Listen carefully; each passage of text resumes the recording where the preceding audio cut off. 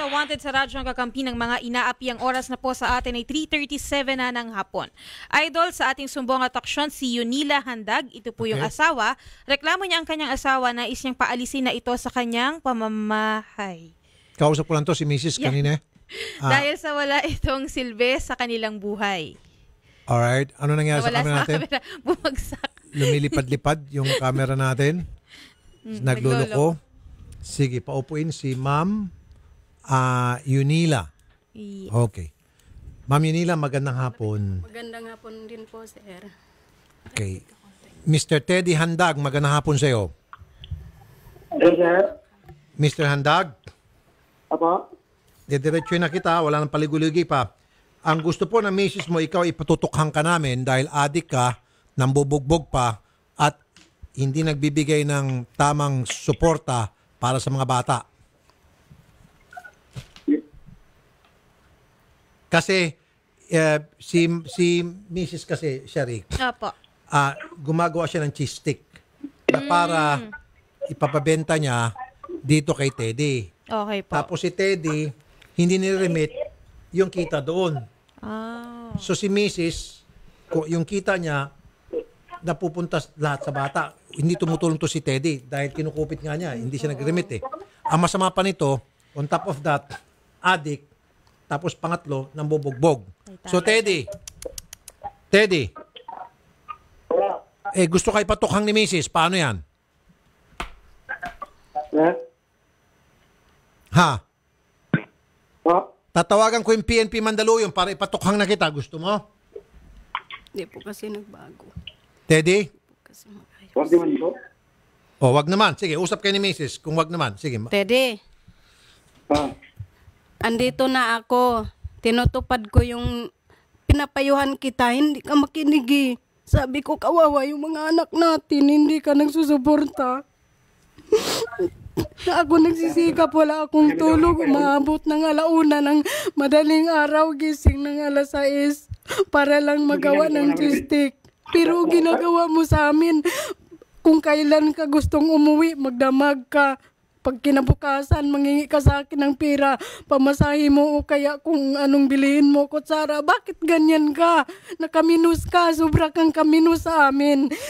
Ako na nga nagsikap, babangon ka kung kailan mo gusto. Hayaan mo lang nakatiwangwang yung higaan mo. Ginagawa mo kaming alila, mga anak mo, hindi ka naawa. Matagal na taon ginagawa mo sa amin yan. Nakauwi na sa probinsya yung mga anak natin. Pinauwi ko para hindi maobserbahan na ganyan ginagawa mo. Pero anong ginagawa mo, pinagpatuloy mo, lalo mo pang sinusubrahan.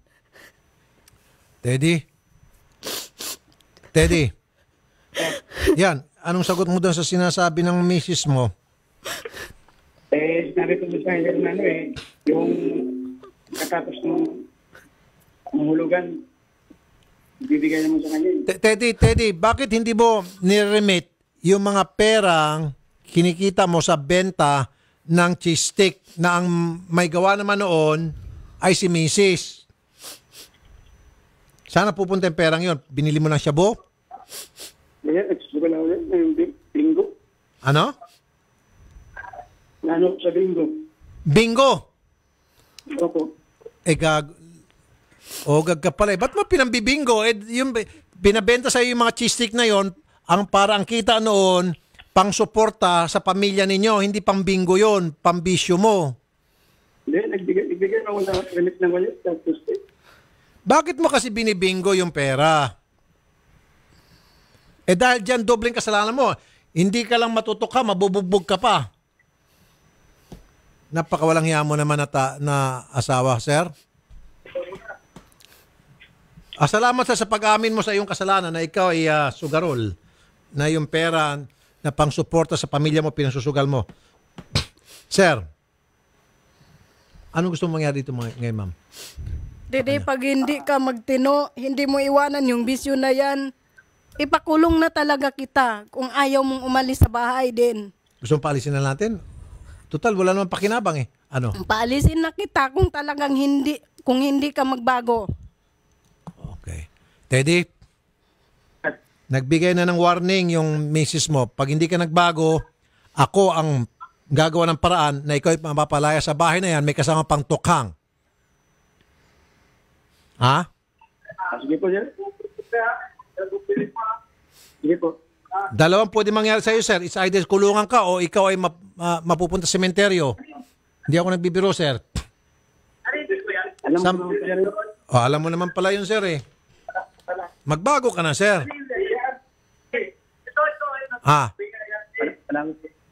Sir, pumunta ka rito bukas pag ayusin ko kayo para magkapirmahan din kayo sa barangay na magpakatino ka na. Para malaman ko kung talagang seryoso ka talagang magbago. Dahil kapag hindi, syempre ayoko naman magsasayang ng oras dito. Oo ka ng oo, yun pala. Niloloko mo lang kami lahat. Ipatutukhan kita, gagawa ko ng paraan. Punta ka dito bukas. Okay? Nagmimerienda ka dyan, sir. Nagmimerienda ka? Opo. Grabe naman to.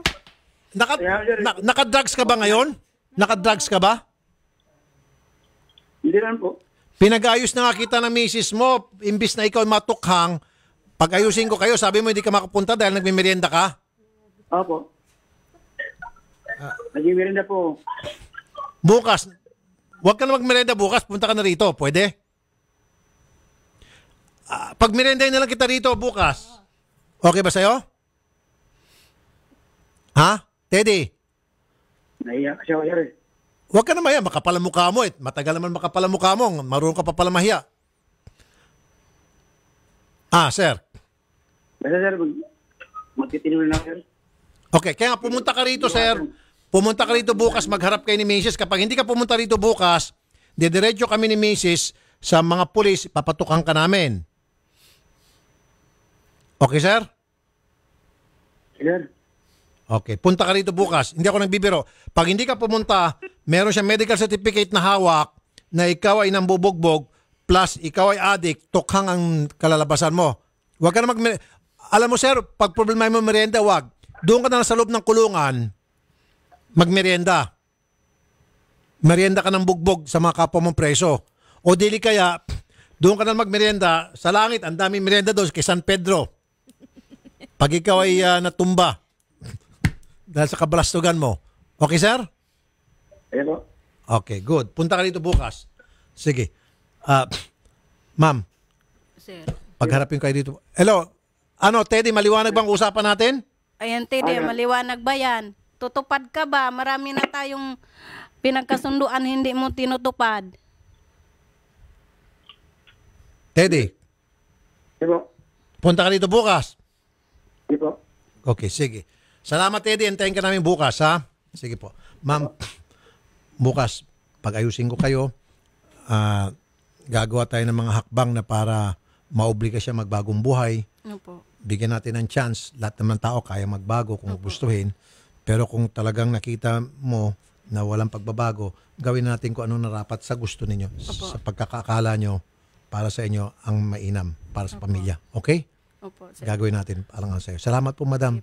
Sir, Ganda po. maraming salamat, Salamat, po. ma'am. Yes, ma'am. Anytime basta kayo. Sige po. Baka ito na po yung kasagutan ng dasal. Sige po, ma'am. Ayusin po natin yan, ma'am, ha? Sige po. Okay. Okay. Sige, ma'am. Okay, idol, sa